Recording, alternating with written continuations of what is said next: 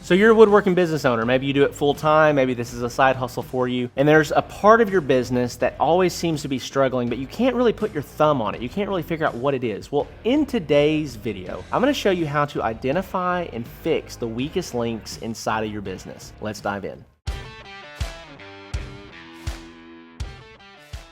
All right, well, welcome back to the channel. Welcome back to the podcast. As always, I'm so grateful that you're here. My name is Zach Vaught. I'm your host, and I'm here to help you grow your woodworking business. And so in today's video, I want to help you identify and fix the weakest links inside of your business. And as always, we talk about this often if you've been following the channel at all, but there's really 5 sub-businesses inside of your business. There's 5 components that drive every business. And this is not just a woodworking business. This is in any business. Okay, so number 1 is lead generation. It's how do I get leads and how many leads do I get and what's the quality of those leads. Number 2 is lead nurture. What do I do with those leads once I get them? Okay, number 3 is sales. How do I actually close more deals and collect more revenue? Number 4 is production or fulfillment. How do I actually deliver on my promises? Deliver the product and build the product, get it to the customer. And then number 5 is retention. So how do I retain customers, get them coming back to buy again? It's also customer service. How do I make sure that I take really good care of my customers? And how do I get them to tell all their friends and family about me? So when looking at your business, if you're not where you want to be, you have a bottleneck in one of these avenues. For 90% of you watching this, your first bottleneck is lead generation.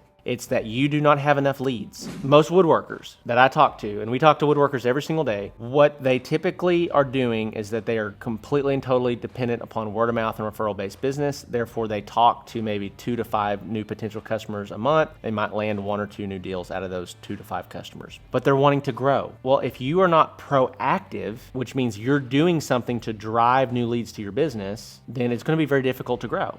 Now, you can grow simply based on word of mouth and referral-based business, but it's going to be slow. It's going to be slow growth. You cannot force growth through referrals and word of mouth business. Now, if you implement an awesome referral program and you're constantly following up with clients, offering them incentives, they're referring to friends and family, that's potentially a way to do it, but that's pretty hard to pull off. So when it comes to lead generation, if that is your problem, you need to be posting more organically to Facebook Marketplace, to Facebook groups, to your personal page, to your business page, and you need to be driving other means of getting leads. And one of the big things that we always do and we harp on inside of the Woodworking Business Accelerator program is running paid ads. Running paid ads is going to get you in front of your ideal target audience. It's going to help you get more results faster. And what's cool is that you can just spend more money and get in front of more people. You don't have to necessarily work more. You just spend more money. And if you spend more money and it's working, you're going to make more money.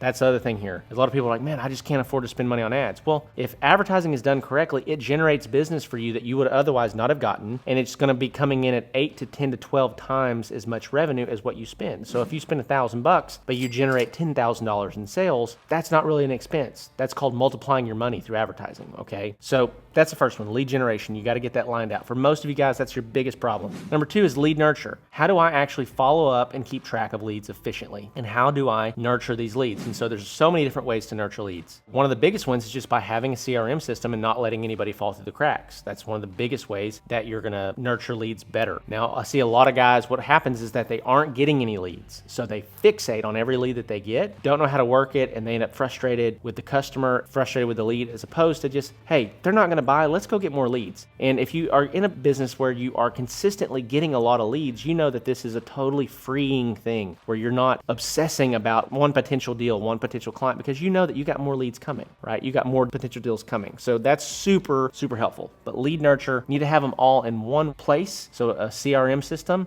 we recommend Pipedrive. That's going to be in the description below. Also with lead nurture is not just keeping them all in the same place and keeping track of them, but what other means can I nurture their interest in the business? And so one of the best ways to do this is through an automated email sequence. And this is one of the things that we've set up in Iron by Iron Woodworks. If somebody goes to Iron by Iron Woodworks website, they're entered to win a free table. And if they fill that out and join to enter to win, they're added to our email list. And we have an automated email sequence that is going to send them 15 emails over the next 60 days to help get them acclimated with our business and with our brand and what we really stand for. Okay, so that's super, super helpful with nurturing an audience. Okay, number 3 is sales. You have to develop your sales skills, guys. This is one of the things that I constantly see as well. A lot of woodworkers are woodworkers because they are kind of reclusive. They don't love talking to people. There's not a salesman. And here's the deal. It's okay that you're not any of those things, but you have to get somebody that is if you want to scale your business. If you are a woodworking business owner and you do not like sales, you're not good at sales, and you don't want to be good at sales, that's okay as long as you're willing to get somebody that is inside of your business. Because what you're not going to do is you're not going to scale your sales by not being a salesperson. And what is being a salesperson? Is it slicking your hair back and smoking cigarettes? No, that's not what a salesperson is. A salesperson is identifying the needs of their customers and helping provide solutions. That's all that sales is. Hey, I would like a quote on this table. Awesome. I've got a couple quick questions for you just so I can get you the most accurate quote possible specific to your needs. Is that okay? Do you have a couple minutes to answer a couple questions? Yeah, for sure. How many people do you want to try to sit? How big is your space? Do you have kids or not? Do you want all chairs, or do you want chairs and a bench on one side? Or do you need seating at all? These are just discovery questions helping you provide services to your clients, okay? Then a big part of sales skills is learning how to navigate objections and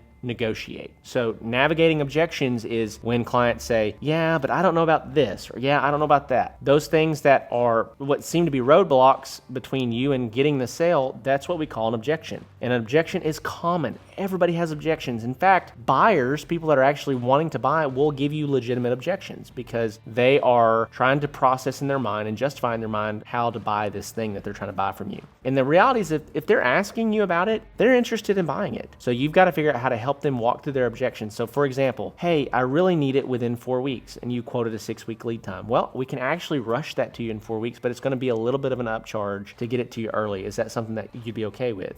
That's handling an objection. Well, this is a little bit outside of my budget. Hey, totally understand where you're at. If you don't mind me asking, what is your budget? I might be able to work with you a little bit by either altering the product or working a little bit on the price. This is handling an objection. You pull out objections and they talk to you so you can get clarity and help them ultimately land on the point of sale. Okay, so lead generation, lead nurture, sales. Next, we've got fulfillment. Can I fulfill on my promises? So if you took a deposit from somebody and you're supposed to build them a table, can you build the table? Can you get it done in a timely manner? Can you do it and make sure that it's a great quality product and get it to them? That's all that fulfillment is. And so fulfillment scales after sales and marketing and lead generation scale, okay? I've seen too many guys that, like, I want to grow my woodworking business, so I'm going to go take out a loan and buy a bunch of tools and get a commercial space. That is the wrong approach. You have to scale from a sales standpoint first. You always want to increase sales on the front end, then increase fulfillment to catch up to sales. Every business that I've ever seen try to scale fulfillment and then try to go figure out the sales side of it after that, every single one of them go bankrupt. They cannot manage their cash flow because they don't have any cash flow coming in from new deals, and they have all these new expenses. So you've got to make sure that your sales increase and that justifies your operations, your fulfillment scaling, okay?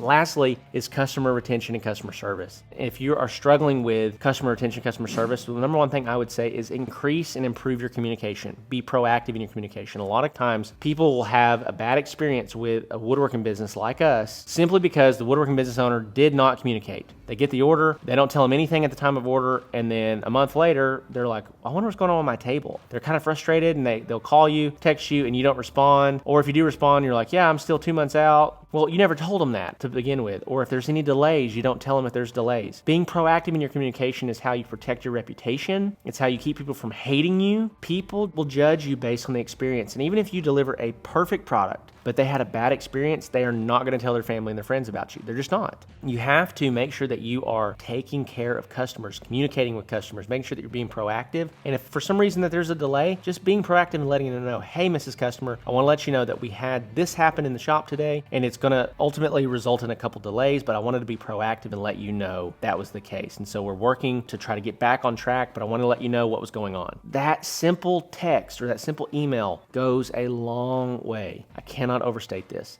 And so these are really the 5 things that make up your business: lead generation, lead nurture, sales, fulfillment, and customer service, customer retention. As you're listening to this video, watching this video, you immediately know your biggest gaps, immediately know the biggest challenges that you're facing. And hopefully this video helps you kind of figure out how to fix those things. Because if you don't fix those things, your business will never scale. A couple of resources for you real quick before we leave. As always, check out the Handmade Hero Academy below. It's going to be the second link below. If you are trying to get to that $5,000 to $10,000 per month mark, this is the single greatest tool that we can offer you. By selling just one high ticket product as a result of what you learn inside that program, it's going to more than pay for itself. Number two is a completely free resource to you, and that is our Handmade Business Secrets ebook. And so it's about 100 pages long. You just enter your name, your email. We're going to send that to you completely free to you. There's been over 2,400 people now that have read that book, and it is going to be helpful for you on your journey, okay? Lastly, the Woodworking Business Accelerator program. If you are really trying to scale to $10,000, $20,000, $30,000, $40,000, $50,000 per month inside of your woodworking business, I encourage you to check that out. We are currently helping over 35 guys all across North America scale their woodworking business, and they're experiencing a ton of success. I would love for you to be the next one in line. So with that being said, I appreciate you guys. Love y'all. Thank you for your support, and I will see you in the next one.